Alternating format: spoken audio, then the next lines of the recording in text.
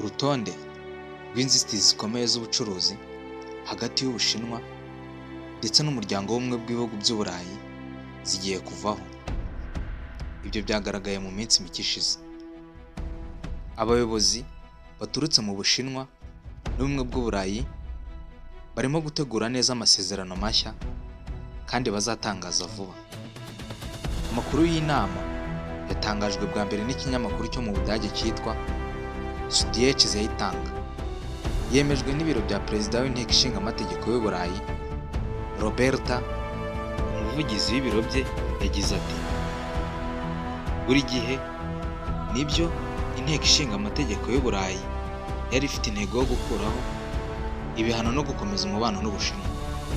Gusa umuryango w'ubumwe bw'ibihugu by'Uburayi wazamuye inzitizi zikomeye ku Bushinwa nyuma y'uko Brussels yegereye cyane Washington DC, ariko umubano ucika intege. Hashize imyaka 7 itsinda ry'ubutasi riyobowe na Amerika ryatangiye gukwirakwiza inkuru zivuga ko miliyoni 13 z'Abashinwa bakomoka mu bwoko bw'Abatutsi. Nubwo iki kirego cyaciwe vuba, umuryango w'ubumwe bw'ibihugu by'Uburayi warabukoresheje mu gufatira ibihano inzego z'Ubushinwa. Yakurikije kandi inama za Amerika zo gusubira mu masezerano y'ubumwe bw'ibihugu by'Uburayi n'Ubushinwa ku masezerano y'ishoramari byari gutuma habaho Peke nawe yasubije yitonze. Hafatirwa ibihano abadepite 5 ku giti cyabo bagize inteko ishinga amategeko y'Uburayi. Bagize uruhare runini mu gukoresha inkuru z'impimbano, mu gusenya ubucuruzi no kurwanya ibigo by'ibitekerezo nka Mercator Institute ishyigikiwe mu burengerazuba Versailles. Ariko abatari bake b'Abanyaburayi bahise batangira gutanga ibimenyetso byerekana ko umuryango w'ubumwe bw'ibihugu by'Uburayi uri mu mateka atariyo. Mu mwaka w'ibihumbi 2023, ubushakashatsi bw'akanama k'ububanyi n'amahanga n'ubumwe bw'ibihugu by'Uburayi bwihanangirije ko imyifatire y'ubumwe bw'ibihugu by'Uburayi ku buyobozi bwa Amerika ariyo shingiro ya vassalization. EU GRIP yo muri Amerika muri uyu mwaka nibwo umuryango w'ubumwe bw'ibihugu by'Uburayi wagaragaje ibimenyetso nyabyo by'ubwigenge biturutse Washington DC. Ibiganiro by'ubumwe bw'ibihugu by'Uburayi n'Ubushinwa byabaye mu ntangiriro z'uku kwezi kugira ngo ibihugu by'Uburayi bizavaneho urukuta rw'amahoro ku bicuruzwa bituruka mu mahanga by'amashanyarazi. Umuryango w'ubumwe bw'ibihugu by'Uburayi wavuze ko imodoka z'Abashinwa zizemererwa kwinjira mu gihe Abashinwa bemeye ko kwishyuza ibiciro by'ubukorikori, bigatuma abakiriya badakururwa n'agaciro keza k'imodoka zitumirwa mu mahanga. Ibiganiro by'ubu birashoboka gukuraho zimwe mu nzitizi zikomeye z'ubucuruzi hagati y'Ubushinwa n'ubumwe bw'Uburayi. Abacuruzi ku mpande zombi bazaba bizeye ko amasezerano yuzuye ku ishoramari azasubukurwa. Kandi igitangaje kinini muri byose, ibikorwa bya Donald Trump nibyo byafunguye amaso abayobozi b'i Burayi rimwe na rimwe ibisubizo byiza. Nawe niba ushaka kumenya byinshi biri kuvugwa haba hano muri Afurika ndetse no hanze yayo, kanda subscribe kuri The BTV Show. Imyitwarire y'Ubushinwa mu gushaka inyungu z'ubucuruzi muri Afurika ijyanishwa cyane na politiki irimo uburyarya, ubwitonzi no kuba ikirumira habiri mu buryo bugaragara nko kutabogama. Cyakora amakimbirane yo mu burasirazuba bwa Kongo yatumye Ubushinwa buhindura iyo myitwarire, bufata uruhande buhitamo kwamagana u Rwanda.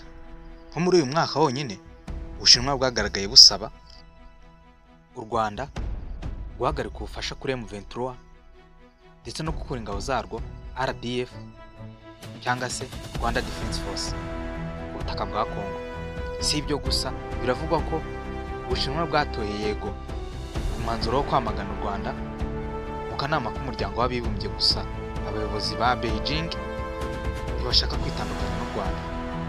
Ariko nanone bafite impungenge ko M23 ishobora kwigarurira ibice birimo inyungu zabo, cyane cyane ibirombe bigera kuri 450 biri mu nkengero za Bukavu kandi bikora mu buryo butemewe n'amategeko. Bwana Zhu Yuan yaravuze ati ntabwo Ubushinwa bwitandukanije n'u Rwanda, ariko nanone bizera yuko u Rwanda ruzahagarika gutera inkunga M23.